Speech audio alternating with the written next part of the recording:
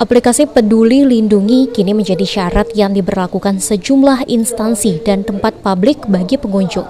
Namun pemerintah Kota Palembang belum memberlakukan kewajiban penggunaan aplikasi Peduli Lindungi sebagai syarat layanan di fasilitas publik. Alasannya, agar pelayanan kepada masyarakat tidak mengalami hambatan.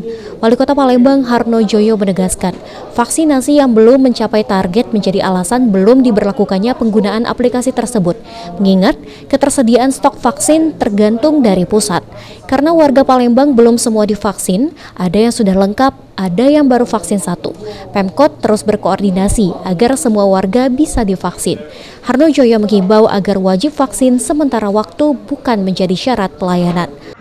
Itu tidak ada internal ya, mereka kalau kita tidak ada.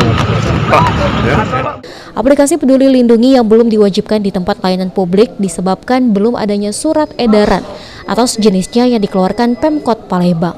Aprianto, Paul TV.